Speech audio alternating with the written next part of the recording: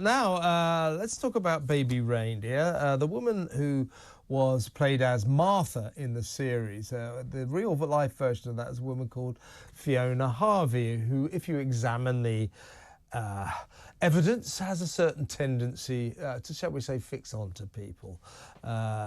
Richard Gadd, the comedian who wrote Baby Reindeer about his own experiences, says that she sent him 41,000 emails, 744 tweets, 106 pages worth of written letters and 350 hours of voicemail messages. She says it was far less than that, but in the series it says that the character is arrested, charged, convicted and sent to jail.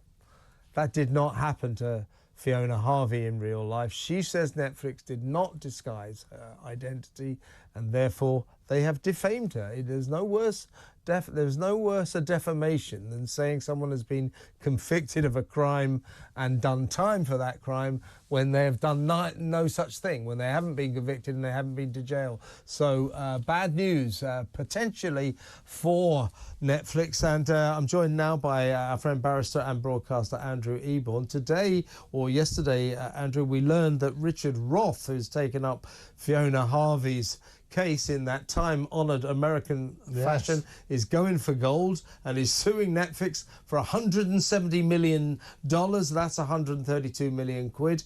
I reckon they may not pay out that much, but they'll be digging into their bank account right now, won't they? It's always interesting. I always say, as you know, Kev, where there's a hit, there's a writ. And to add insult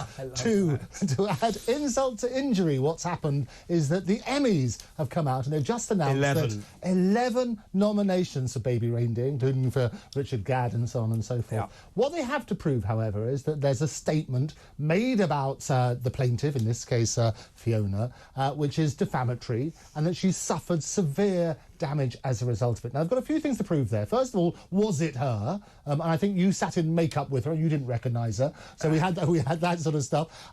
They've got to prove that in that sort of aside. You then have to turn around and say, well, is any of the defamation true? And you need to look at that sort of side. There's lots of accusations there. Firstly, about the number of emails, about the number of texts. But the biggest thing, as you rightly say, is at the beginning of the show, they say, this is a true story. It's not saying it's based on a true story or anything like that. They're saying this is a true story. Yeah. And the most damning thing is when they talk about these convictions, because the evidence so far seems to suggest that there aren't those convictions. And if that's the case, it's quite a difficult one, or a challenging one for them to answer. Let's remind ourselves of Fiona Harvey appearing on Piers Morgan Uncovered right here on Talk. Here she is threatening to sue everyone, I do believe. Have you instructed lawyers? We've instructed them in parts, but we want to explore all the options out there. There are a number of people to sue. We can't all be in 10 courts all at once. So, who else are you planning to sue? The Daily Mail. Anyone that's saying this is true and harassing me and that kind of thing. Which is pretty vague there. I don't think she'll have much chance against the Daily Mail, but good luck with that. But I think she does. I mean, I'm not prejudicing any outcome, but she's got a chance with Netflix, hasn't she? Well, I would argue this, is that I always say I've never lost a case, and I'd be happy to take on any side on this, because I think the more I dig into this, the more that there are substantial arguments on both sides. Yep. What normally happens in these cases is Netflix, they had a similar thing with The Queen's Gambit, another brilliant series, but they settled that out of court. Same with Griselda.